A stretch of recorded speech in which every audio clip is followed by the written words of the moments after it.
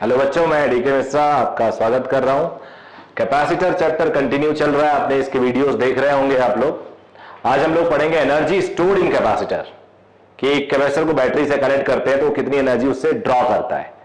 और ये भी देख लेते हैं कि बैटरी कितना वर्क करता है, तो क्या जितना वर्क कर रहा है उतना सारा का सारा स्टोर हो जा रहा है या कुछ वेस्टेज भी है। तो चलो देखते हैं। एक कैपेसिटर को बैटरी से कनेक्ट करो।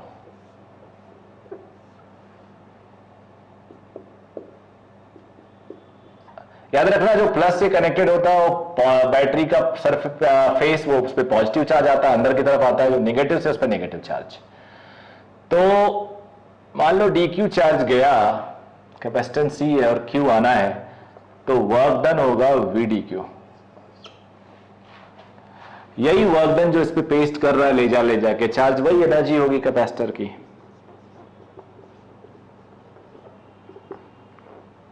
Q is equal to C V है, तो V is equal to Q upon C.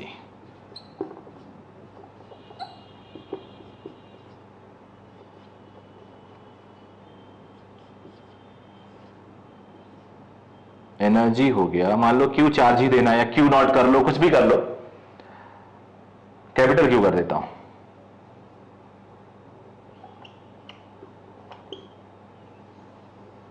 Q square by 2C।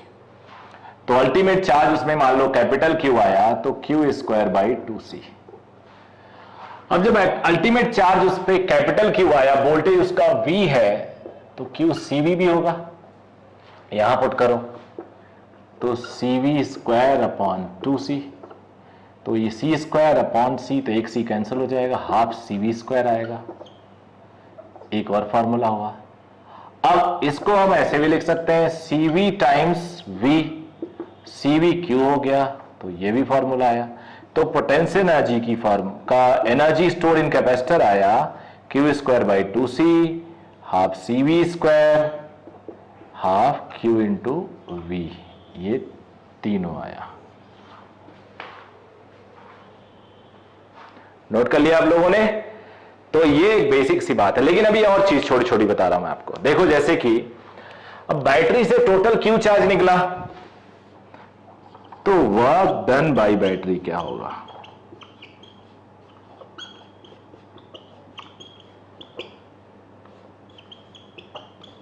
Q ही हो गया। V वोल्टेज से Q चार्ज निकला, एनर्जी स्टोर्ड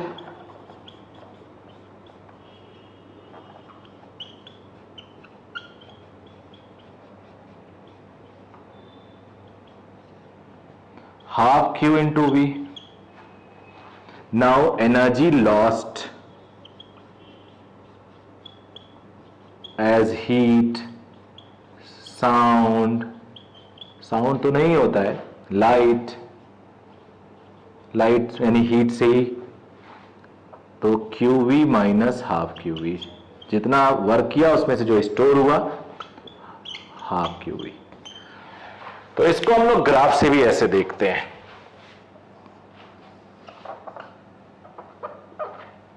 ये चार्जिंग होता है, स्मॉल चार्ज लिख देता हूं। ये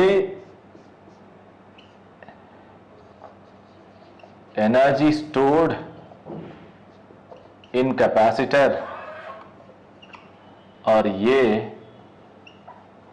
एनर्जी लॉस्ट, ये हो जाता है। और आप लोग को पता ही है एरिया निकालना। एरिया हो जाएगा, तो ये हो जाएगा हाफ बेस इंटू हाइट, तो half QV। Total area Q into V, ये वोल्टेज लिख लो, V ये है। तो total area Q into V, इसका आधा स्टोर हो जाता है, इसका आधा लॉस कर जाता है। तो नोट कर लीजिए इसको। अब जो एनर्जी के क्वेश्चंस हो सकते हैं वो आपसे पूछा जा सकता है कॉम्बिनेशन देके, कि सीरीज और पैरेलल देके कैपेसिटर बना दिया 4-5, पूछा गया इस पर्टिकुलर कैपेसिटर की कितनी एनर्जी है, इस पर्टिकुलर कैपेसिटर की कितनी एनर्जी है। तो आप उसका चार्ज निकाल लीजिए, Q स्क्वायर अपॉन 2C कर लीजिए, या कुछ और निकाल लीजिए। एक छोटा सा एग्जाम्पल बताता हूं, फिर आपको एक नया केस पढ़ाऊंगा। मान लो फॉर एग्जाम्पल एक कैपेसिटर ये है, एक ये है, एक ये है। मैं एज्यूम कर रहा हूं कि आप लोग सर्किट पढ़ चुके हो मेरा, जो मैं बार बार बोल रहा हूं कैपेसिटर पढ़ने के लिए कि आपका सर्किट पढ़ा होना बहुत जरूरी है।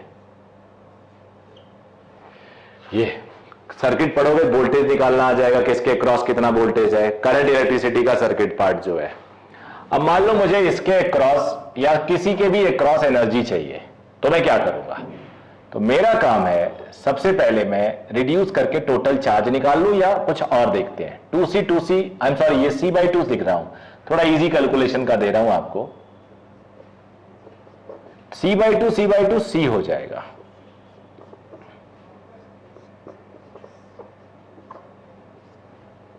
अब दो इक्वल कैपेसिटेंस जानबूझ के लाया, थोड़ा इजी रहेगा मेरे लिए। तो इसके क्रॉस और इसके क्रॉस इसको डिवाइड होना है, तो नेचुरली V/2 वोल्टेज डिवाइड होगा। ये टोटल C है, ये C है, तो ये V/2 ये V/2। अब V/2 इसके क्रॉस भी, V/2 इसके क्रॉस भी, V/2 इसके क्रॉस भी। अब इसके क्रॉस V/2 है तो पैरेलल है, तो दोनों के क्रॉस सेम वोल्टेज होगा। तो इसे अगर मैं 1 बोलूं, इसे 2 बोलूं, इसे 3 बोलूं, तो energy across 1 is half CV/2 का स्क्वायर, तो CV²/8। Energy across 2 is equal to energy across 3 half C/2 V/2 का स्क्वायर। तो ये हो जाएगा 4 to 8 16 U2 और U3। दोनों को जोड़ लो, तो इनका जोड़ोगे तो इसके क्रॉस एनर्जी जो आएगी हाफ CV/2 का स्क्वायर।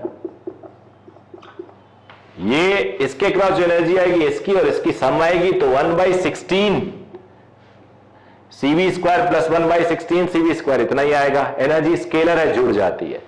तो एक तरह से ये प्रॉब्लम आपका हो गया। अब कुछ और बताता हूं मैं। एक एनर्जी का एक केस ले रहा हूं और इंटरेस्टिंग केस है।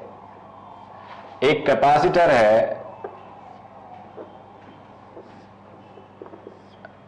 ऐसे, इसका कैपेसिटेंस है C0, एनर्जी है इस पे U0, चार्ज है Q0, वोल्टेज आपको दिख रहा है V0 लिख देता हूं, सब नॉट है। अब अगर मैं इसके अंदर इसी इतने साइज का एक डाई इलेक्ट्रिक फिल कर देता हूं, तो यानी ये जो डाई इलेक्ट्रिक हमने सोचा था इसके अंदर फिल कर दिया,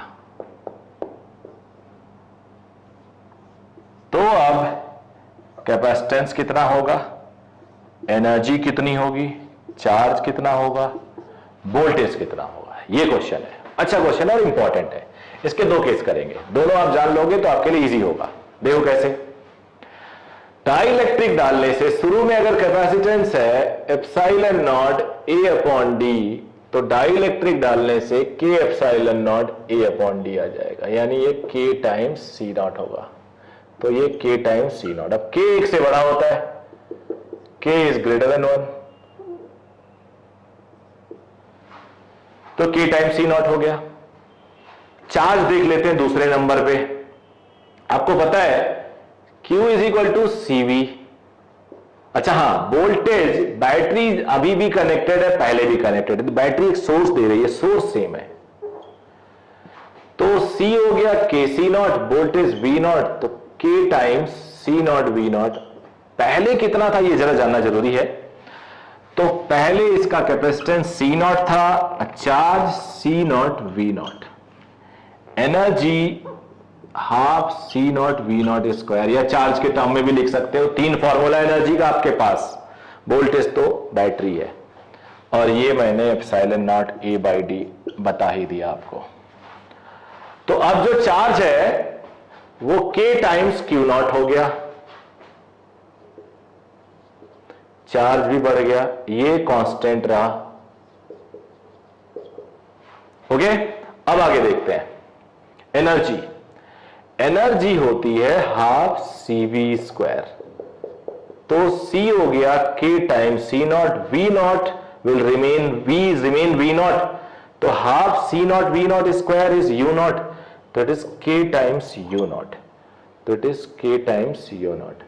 तो काफी इंटरेस्टिंग बात आई, एक्सेप्ट वोल्टेज सारे पैरामीटर K टाइम्स बढ़ गए हैं। देखा आपने, नोट कर लीजिए। केस 2 ले रहे हैं जिसमें हमने सेम सिचुएशन रखा है, चार्ज Q नॉट है, इसकी एनर्जी U नॉट है, वोल्टेज V नॉट है, बट प्रॉब्लम यह है कि मैंने एक बैटरी कनेक्ट तो कर दी, बैटरी डिस्कनेक्ट कर दी और एक डाइलेक्ट्रिक डाल दिया इसके अंदर, ऐसे हो गया। तो बैटरी हटा दी मैंने, बैटरी इज रिमूव्ड। तो अब क्या होगा, नया चार्ज क्या होगा, वोल्टेज क्या होगा, एनर्जी क्या होगी एंड कैपेसिटेंस क्या होगा। तो बेटा कैपेसिटेंस तो देखो मैंने इसीलिए हटाया भी नहीं, कैपेसिटेंस किसी और चीज पे डिपेंड करती नहीं, फैक्टर, फिजिकल फैक्टर पे डिपेंड करती है, epsilon not A by D और डाइलेक्ट्रिक, तो डाइलेक्ट्रिक डालने से K टाइम्स बढ़ गया, यानी कैपेसिटेंस बच्चों बढ़ गया। अब बैटरी जब हट गया तो जो चार्ज इसने बैटरी ने इसको सप्लाई किया होगा, तो कंजर्वेशन ऑफ चार्ज तो आपने शुरू से ही पढ़ा है, तो चार्ज विल रिमेन कंजर्व, तो चार्ज वही रहेगा, ये कांस्टेंट। ओके बेटा, अब वोल्टेज देखना है और एनर्जी देखनी है। तो वोल्टेज जो होता है वो Q not by C not होता है, अभी जो वोल्टेज है वो Q बाई C, चार्ज वही, कैपेसिटेंस बढ़ गया, तो Q not by C not is V naught, तो अरे ये तो वोल्टेज कम हो गया, डिक्रीज हो गया। Now let's see about energy. Energy का कोई भी फॉर्मूला लगा लो, हाफ CV स्क्वायर लगा देता हूं, K times C naught V not by K का स्क्वायर, तो half K C naught V naught square by K square, तो 1 by K half C naught V naught square. शुरू में energy कितनी थी, तो एनर्जी भी हो गया एनर्जी अपॉन K टाइम्स, यानी यहां थोड़ा डिक्रीज का ज्यादा प्रोसेस है, केवल कैपेसिटर छोड़ के, कैपेसिटर बढ़ रहा है, चार्ज कांस्टेंट है, दो चीजें घट रही हैं। तो जब बैटरी कंटिन्यू रखा था तो वोल्टेज सेम था, बाकी सब चीजें बढ़ रही थी। यहां पे चार्ज सेम है, कैपेसिटेंस बढ़ रहा है, बाकी चीजें घट रही हैं, कितनी, K टाइम्स घट रही हैं। नोट कर लीजिए। एक एग्जांपल लेते हैं, थोड़ा सा लेवल टफ कर देते हैं। मान लो एक कैपेसिटर है, दो है ऐसे, बैटरी से कनेक्टेड है, वैल्यू ले लेता हूं थोड़ा और इजी हो जाए आपके लिए, 2 माइक्रोफैरेड, 2 माइक्रोफैरेड, या इसको 3 माइक्रोफैरेड, और ये 3 माइक्रोफैरेड, और वोल्टेज ले लिया मैंने, नेट इसका 1.5 हो जाएगा, 10 वोल्ट। अब एनर्जी हम लोग अलग अलग अभी निकाल देता हूं मैं। अब क्या किया मैंने, पहले कैपेसिटर को नहीं छेड़ा, दूसरे में एक डाइलेक्ट्रिक डाल दी, K की वैल्यू 2 रख दी,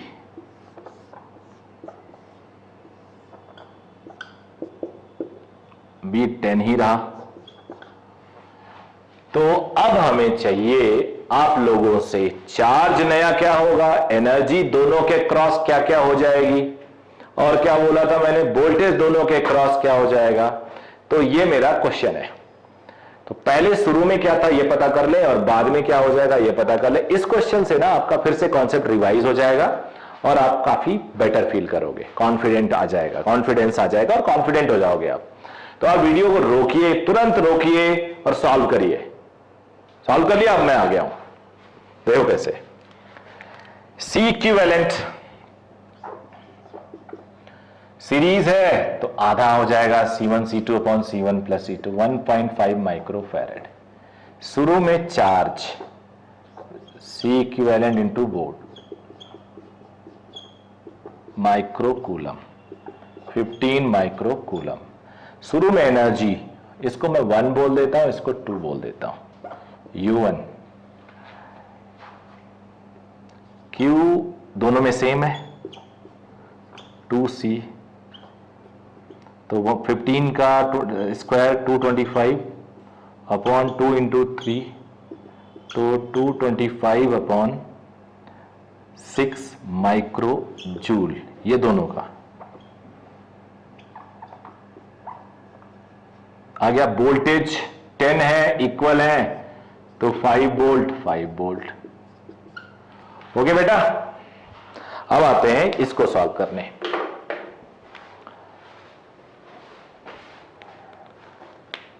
अब इसका कैपेसिटेंस हो गया K टाइम्स, तो 6 माइक्रो फैरेड। जानबूझ के लिया आपके लिए इजी हो, तो इक्विवेलेंट क्या होगा 3 इंटू 6 अपॉन 3 प्लस 6, यह आ गया 2 माइक्रो फैरेड। तो चार्ज होगा C equivalent into V 2 into 10 that is 20 micro farad, micro coulomb. तो चार्ज बढ़ गया। वैसे भी डाइलेक्ट्रिक डालने से चार्ज बढ़ता है, अगर अकेला होता तो K टाइम्स हो जाता, यानी वहां अगर 15 कूलम है माइक्रो कूलम और यहां डालेगा 30 हो जाता, लेकिन एक में ही डाला इसलिए 20 हुआ। दोनों में यही चार्ज आएगा। अब चार्ज आने के बाद एनर्जी स्टोर कर लेते हैं, Q स्क्वायर अपॉन 2C1, तो 20 का 400 2 इंटू 3, तो ये हो गया 400 ही के टर्म में ही लिखता हूं 6 micro joule. U2 Q square upon 2C2 400 C2 is 6, तो ये 400 अपॉन 12 माइक्रो जूल बढ़ेगी एनर्जी। अब वोल्टेज आया, इसके क्रॉस वोल्टेज V1 ले लेते हैं, इसके क्रॉस V2 ले लेते हैं। V1 इज Q1, Q तो सेम है बेटे C1, Q1 कितना था, Q कितना था 20, और वोल्टेज C1 3 वोल्ट हो जाएगा, माइक्रो माइक्रो कैंसिल हो जाएगा। V2 Q upon C2 20 upon 6, तो अगर हम दोनों को जोड़ें तो V1 प्लस V2 कितना आएगा 20 upon 3 20 upon 6 6 LCM 40 plus 20 60 upon 6 10 ही आना था ना, यही डिवाइड हुआ। तो आपने चार्ज निकाल लिया, आपने कैपेसिटेंस निकाल लिया, आपने एनर्जी निकाल ली। इस तरह से आपने देख लिया कि अगर हम एक में रखें, अकेला हो तो क्या होगा, दो हो उसमें से एक में चेंज करें तो क्या होगा, अलग अलग डाइलेक्ट्रिक रख के सॉल्व कर सकते हो। इससे टफ क्वेश्चन इसके नहीं आते। आई होप आपके समझ में आ गया होगा बेटा। नाउ इसको आप फीडबैक से बताइए हमें कि आपको अलग कैसे रहा, क्योंकि हम लोग के सामने तो आप हो नहीं, कमेंट करते हो तो हमें पता चलता है। तो पढ़िए आप अच्छे से। Thank you very much. इसके आगे जो वीडियोस आएंगे उसको भी मैं भेजता रहूंगा और आप लोग बराबर उसको टाइम के साथ देखिए। All the best.